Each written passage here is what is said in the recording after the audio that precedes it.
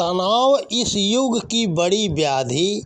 भौतिकता के जितने साधन बढ़े हैं, अत्याधुनिकता की हम जितनी भाग दौड़ कर रहे हैं, ये सब तनाव बढ़ाने वाली जीवन शैली ही है।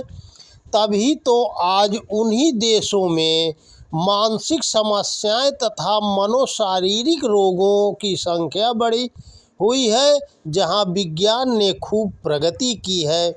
आज समयाभाव का ही रोना रोकर हम अपने परिवार, बच्चों, पड़ोसियों, मित्रजन या स्वजनों को समय नहीं दे पाते हैं।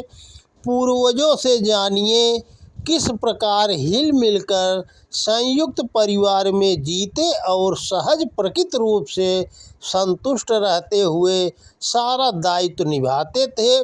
सबके साथ वार्तालाप करना, सबके सुख दुख जानना और यथासंभव सहकार सहयोग का भाव रखना तथा शांत संतुष्ट रहना सीखेंगे तो निश्चित ही जिंदगी खुशनुमा बनेगी।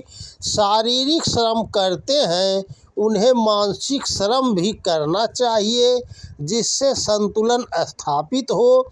जो केवल मानसिक श्रम ही करते हैं, शारीरिक श्रम करना ही नहीं चाहते हैं, वे शारीरिक श्रम अवश्य करें, तभी गहरी नींद भी आएगी।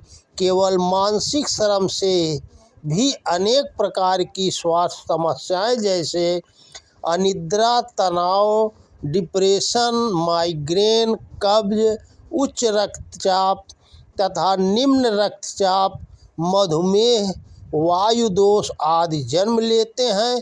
शारीरिक थकावट से मांसपेशियों में लैक्टिक एसिड तथा कार्बन डाइऑक्साइड बढ़ जाता है। वस्तुतः आज के स्वार्थता भरे जीवन में हम दूसरों की भावनाओं का सम्मान करना भूल गए। भावनाशीलों को 5 बड़ी प्रतिभाओं में एक माना गया है। भावनाशीलों का ही बड़ा वर्ग है, जिसने घोर कलयुग में भी सतयुग की संभावना और सदाचार का वातावरण बनाए रखा है। निष्ठुरता, क्रूरता भरे व्यवहार सदैव ही भावनाशीलों को पीड़ा देकर उन्हें रोगी बना देते हैं।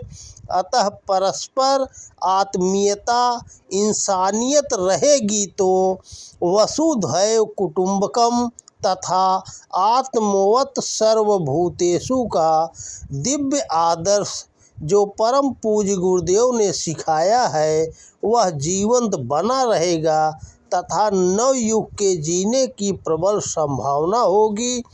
तनाव, चिंता, भय और आशंका निरंतर रोगों को जन्म देने वाले तनाव हार्मोन्स बढ़ा देने का कार्य करने वाले उद्वेग है। माया का दुष्प्रभाव, इस संसार में भ्रम पैदा करने का कार्य माया का है। माया भ्रमित कर पथिक को भटका देती है। मानवीय अशांति का एक कारण यह भी है कि हमने यह मान लिया है कि धन ही सुख का मूल है। धन मानवीय सुविधाओं, शारीरिक सुख का मूल हो भी सकता है, परंतु आंतरिक शांति और आंतरिक सुख तथा स्वास्थ्य तो धन से नहीं, मन को शांत, संतुष्ट और आत्मविमुख बनाने से ही मिलते हैं। अनावश्यक उद्वेग तथा हड़बड़ी, अत्यधिक भाग दौड़ एवं जल्दबाजी में मन संस्थान पर ही नहीं, शारीरिक अनैच्छिक क्रियाओं पर भी बड़ा दुष्प्रभाव पड़ता है। अनियंत्रित इच्छाएं, अनेक प्रकार की आशाएं, उपेक्षाएं और इच्छाएं, जिनका वास्तविक जीवन में अंतर होने के कारण उत्पन्न होने वाले क्षोभ से तनाव बढ़ता है। प्रतिस्पर्धा, सुविधा की दौड़ में दूसरों से बिछड़ जाने की मानसिकता और ईर्ष्या तथा दूसरों से अपनी तुलना करने से तनाव होता है। तनाव का हल अपनी अनियंत्रित इच्छाओं पर नियंत्रण।